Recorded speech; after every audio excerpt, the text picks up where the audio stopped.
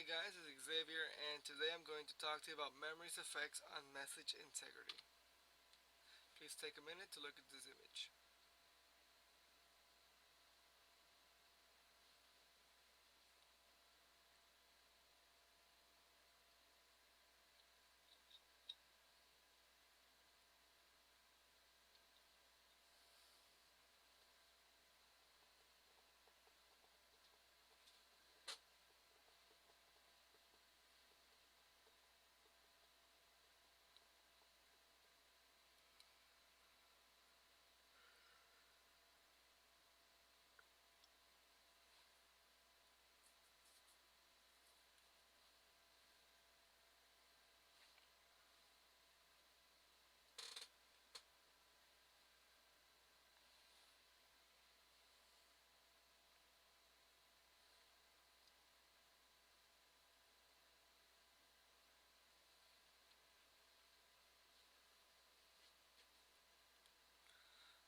Okay, so there are two perspectives at least. One starts at the printer and works its way to the right. The other starts at the stick figure at the right and works its way to the lowest stick figure on the left. Either way, the message is the same. Now, the first element I'd like to talk about is Pinocchio. Geppetto made him out of wood, wishes for him to be a real boy. He becomes animated, and over the course of the story, he proves he is good enough to be a real boy. When he lies, however, his nose grows. His nose symbolizes untruthfulness, while he, as a young boy, symbolizes innocence. He serves the image so as to show that the image is innocent, the image meaning his image, is innocent to its untruthfulness, since it can't produce itself. Now, in this first image, you see Pinocchio uh, with a texture that it's made in, that I put him in there like, um, and it's the original. It's great. It's normal. Now, if we go on to the next one, you notice that that texture is gone. You see a lot of white noise. You can still tell he's there because everything else is pretty well um, integrated into the image, but everything that isn't too well integrated, like the textures, is gone. The next thing is you can see that there's less definition. It is much more grainy, much more white noise, and if you've been noticing, the nose has been growing. Right now it's pretty much at its midpoint. The next image shows the nose a lot bigger. You can tell it's much more gray. There's a lot of white noise. Um, about the only things that you can definitely make out are the hands, nose, hat, all of the bigger things. In the next image, there's a lot more gray. It is blurry. You can barely tell the eyes. You can definitely tell the nose is growing much more, and you get an idea of the figure. And in this last image, held by the lower stick figures, is the last Pinocchio with the nose, if you could even tell, at its full extent. And it's not just gray, but it's also pixelated. You can't really tell much of anything. You can almost barely tell the gloves and the collar. Now, this specific stick figure is the producer. The other ones are, of course, the audience. And what the producer is doing is he is making copies of copies using the printer. Now, the stick figures symbolize anonymity. Anyone and everyone is capable of making the mistakes from being forgetful, both the producers and the audience. The producer, however, is performing the action of making copies from copies. He is actively showing the lack of memory since he isn't using the original as he should. Now, the printer, which is also in the same area, symbolizes digital mediums. It serves the image by showing that it will do whatever it is told to do by the user, even if it means to make copies of copies.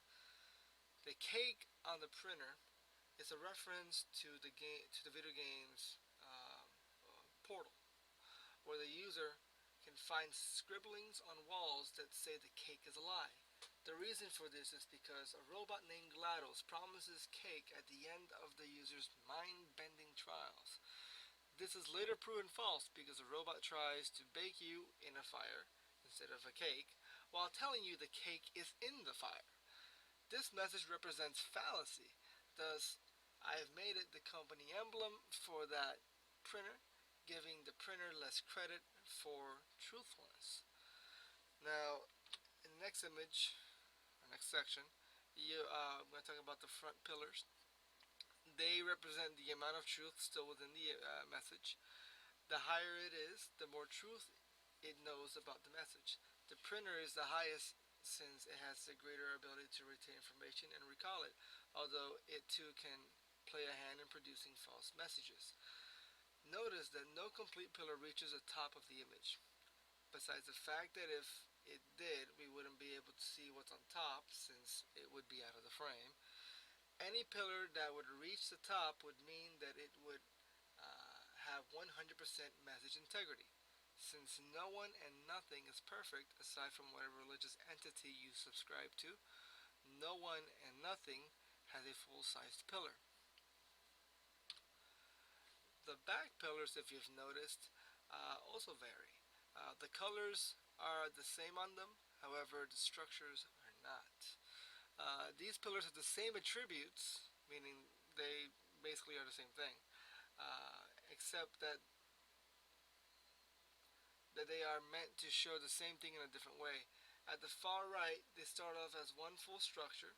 As your eyes move towards the left, the pillars in the back start to become segmented little by little until nearly everything is fragmented. This shows things going from orderly to chaotic, or from an anabolic state to a catabolic state, if you prefer to see it in a biological point of view, since biologic entities are half of the argument in memory.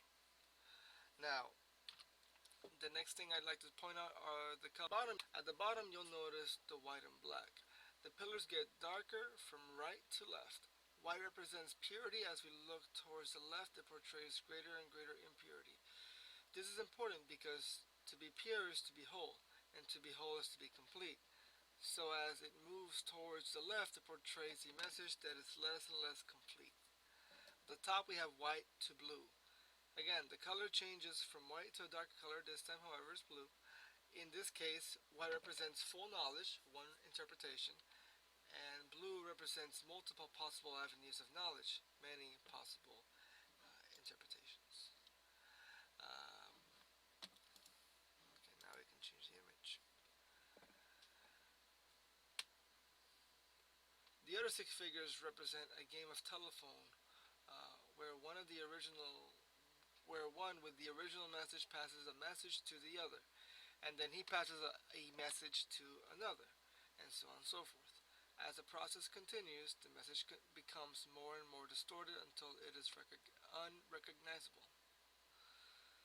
As a whole, the message works to show that memory plays a part in message integrity from either perspective. The reason I chose those to draw it out while borrowing a few images from Google Images was because I felt it allowed me to show the meaning of the image with greater flexibility, so that the message could be expressed in the highest integrity possible.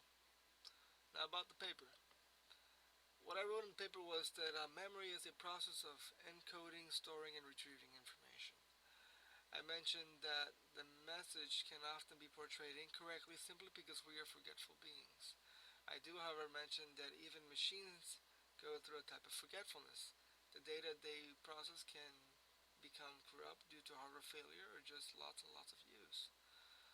Um, also, mention I also mentioned that public memory as a mass is useful, but can become an issue if the mass accepts a fallacy as truth. Many would argue that one political party is always prone to the untruths of their leaders. Others would say that all leaders are untruthful. But with so much confusion, it's easy to accept anything but the actual truth, since the actual truth may be too hard to find out. So, in conclusion, what I'm trying to get across is that uh, without adequate amount of memory, uh, the message can be blurred and communication um, may cease to exist over a specific period of time. Thank you. Have a good day.